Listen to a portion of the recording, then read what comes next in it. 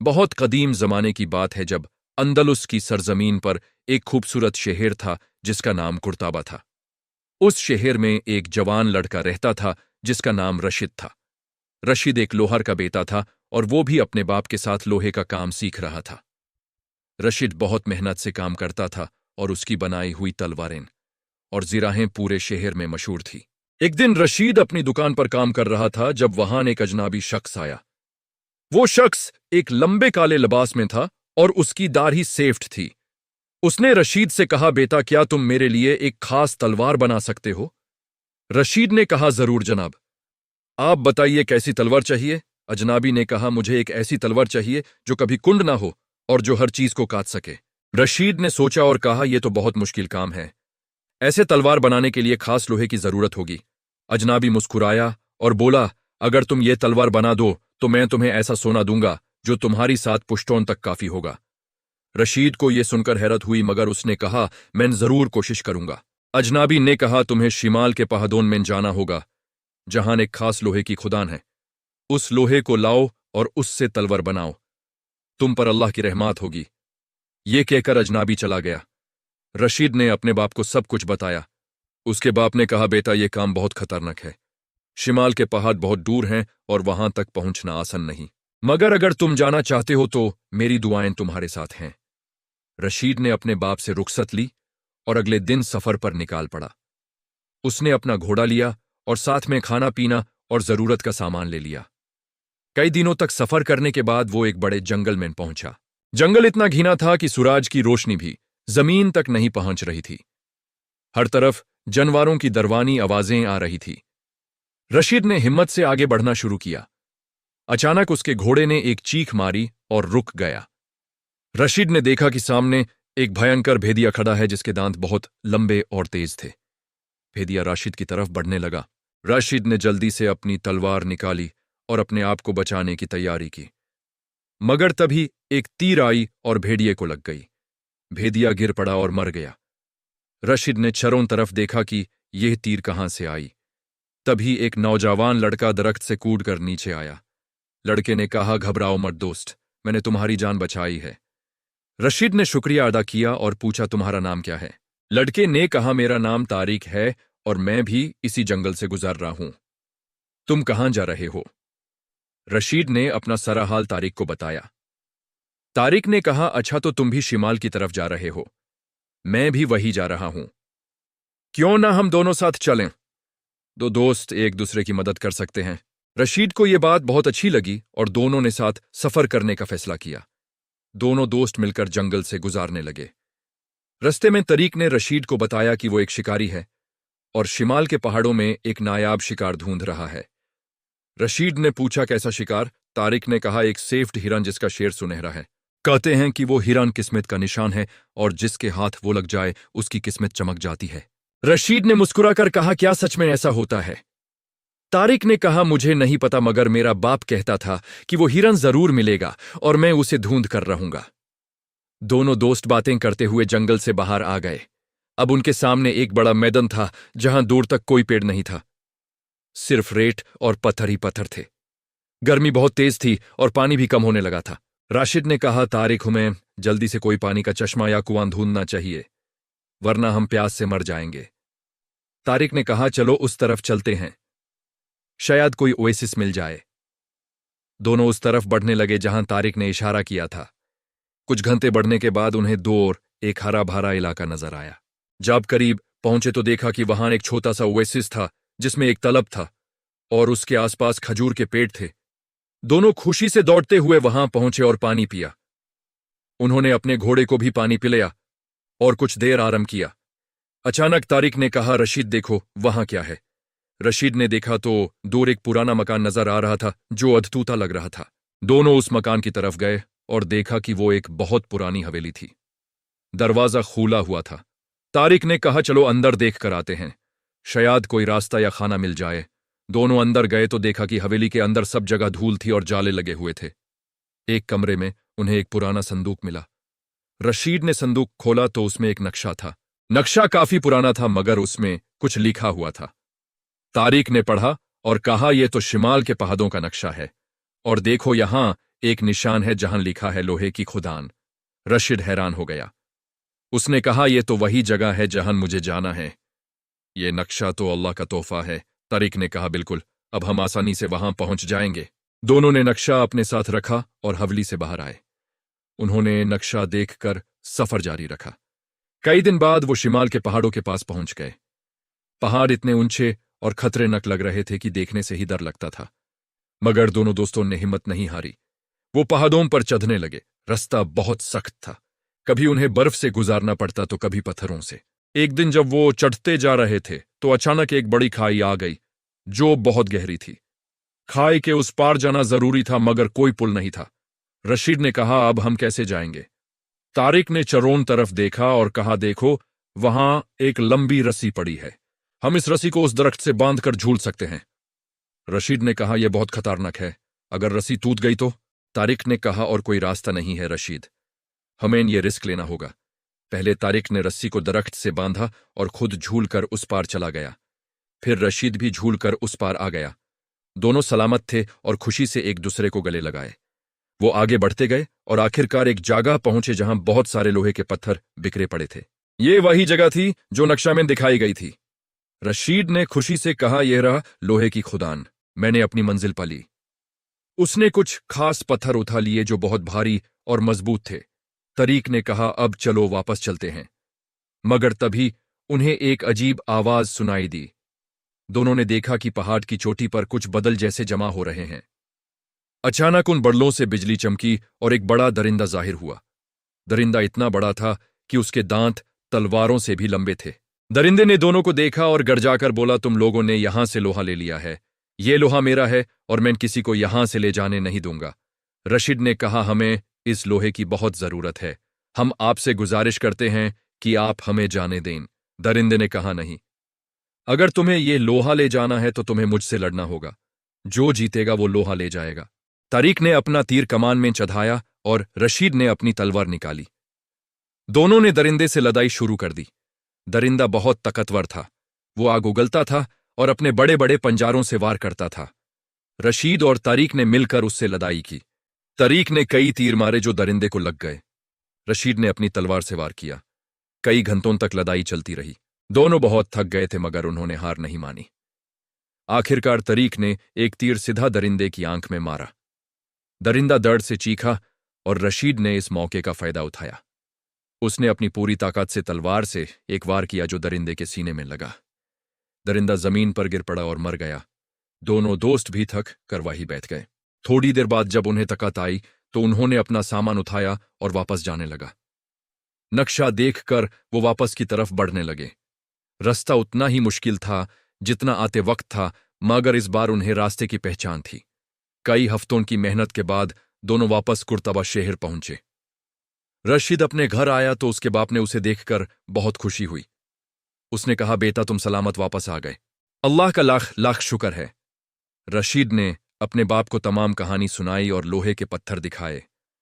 उसके बाप ने कहा, बेटा, तुमने बहुत बड़ी हिम्मत दिखाई है, अब जल्दी से इस लोहे से तलवार बनाओ। रशीद ने कई दिनों तक मेहनत की।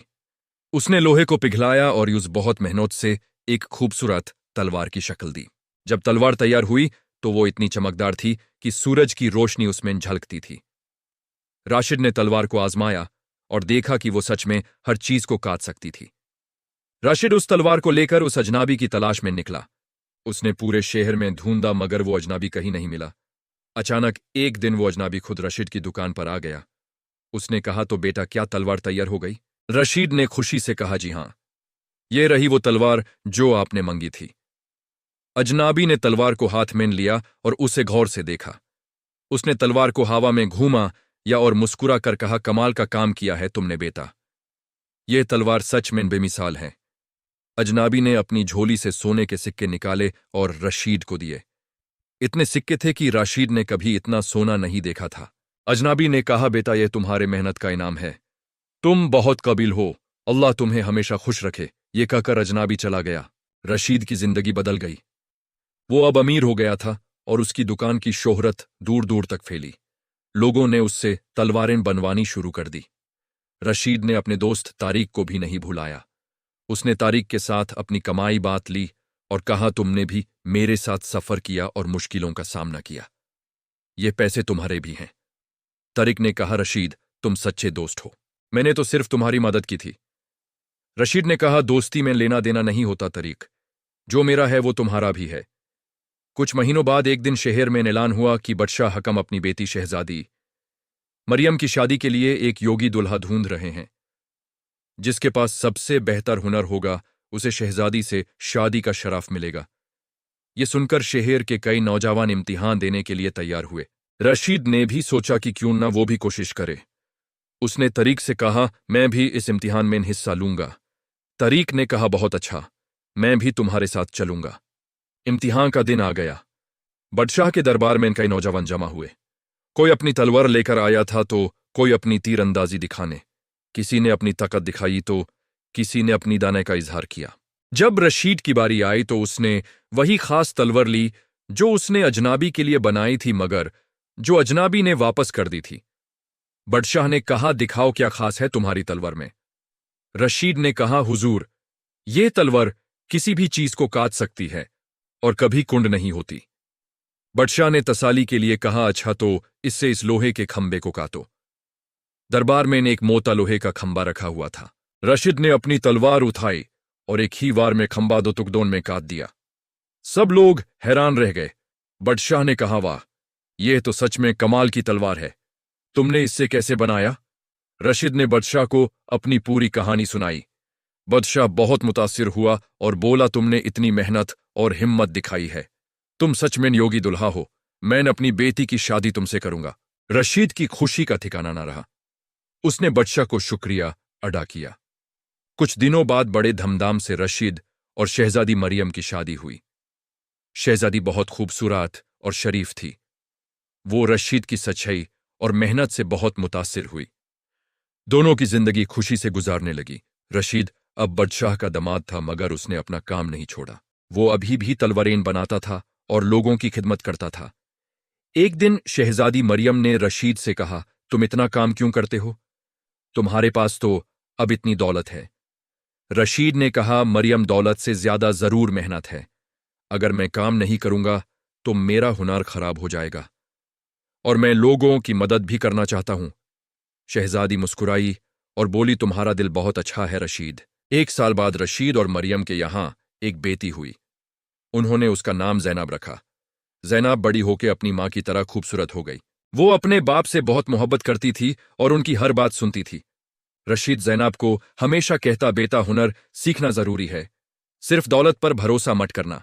तुम्हारा अपना हुनर तुम्हारी असली दौलत है। जैनब ने अपने बाप की बात सुनकर बहुत सी चीजें सीखी। वो लिखाई पढ़ाई में भी माहिर हो गई। एक दिन शहर में खबर फैली कि शिमाल की तरफ से एक बड़ी फौज आ रही है जो शहर पर हमला करना चाहती है। बादशाह हकम बहुत परेशान हो गए। उन्होंने अपने सिपासलार को बुलाया और कहा, हमें क्या करना चाहिए? सिपासलार ने कहा, हुजूर, हमारी फौज छोटी है। हम इतने बड़े हमले का मुकाबला नहीं कर सकते। बादशाह ने कहा, तो क्या हम हार मान लें? सिपासलार ने कहा, नहीं हुजूर, हमें कोई तदबीर निकलनी होगी। रशीद ये सुनकर बादशाह के पास गया और कहा, हुजूर, अगर इजाजत हो तो मैं एक सलाह देना चाहता हूं। बादशाह ने कहा, जरूर रशीद, बताओ तुम्हारे दिल में क्या है? रशीद ने कहा, हुजूर, हमें फौज के लिए बेहतर हथियार चाहिए।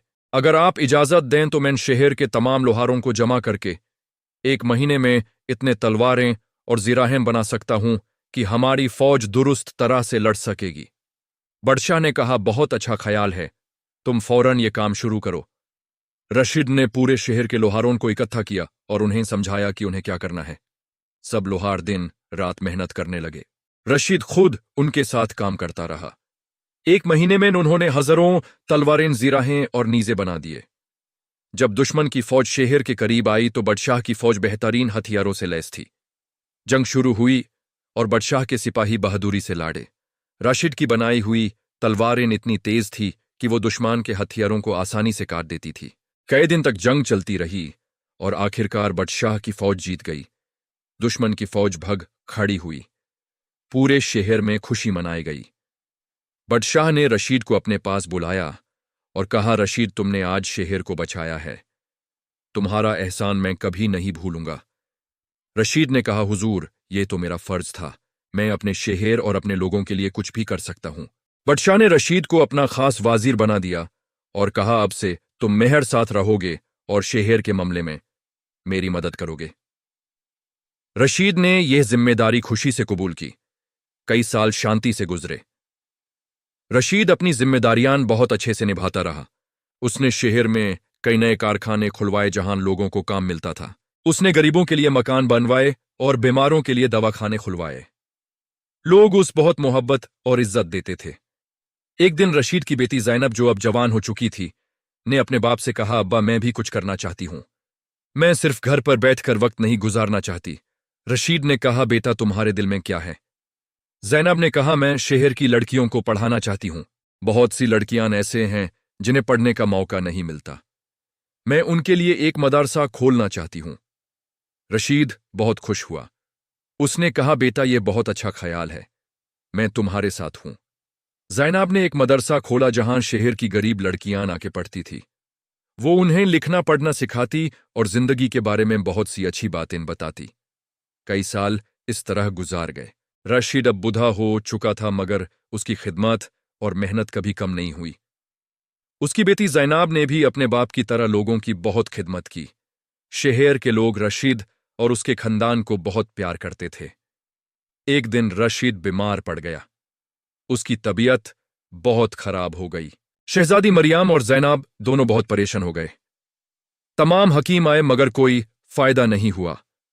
रशीद ने अपनी बेटी और बीवी को अपने पास बुलाया और कहा, मेरा वक्त आ गया है। तुम लोग गम मत करो।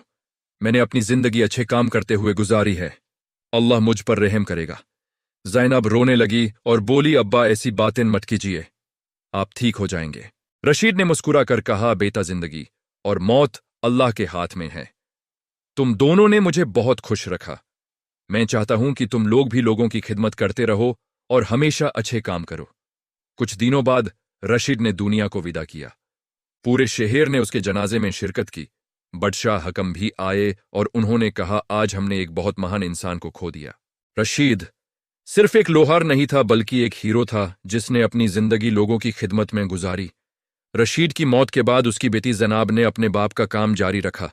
उसने मदरसा चलाया और गरीब लोगों की मदद करती रही। उसकी शादी एक अच्छे नौजवान से हुई और उसके बच्चे भी अपने नाना की तरह नेकसूरत और मेहनती निकले। आज भी कुर्ताबा शहर में रशीद लोहार की कहानियां सुनाई जाती हैं। लोग अपने बच्चों को उसकी मिसाल देते हैं और कहते हैं कि अगर मेहनत सच है और खिदमत से काम करो तो अल्लाह जरूर तुम्हें कामयाबी देता है। रशीद की बनाई हुई वो खास तलवार शहर के म्यूजियम में रखी गई है, जहां लोग उसे देखकर उसकी मेहनत और काबिलियत को याद करते हैं। ये कहानी हमें सिखाती है कि हुनर और मेहनत से इंसान कुछ भी हासिल कर सकता है, और जो लोग दूसरों की खिदमत करते हैं उनका नाम हमेशा जिंदा रहता है।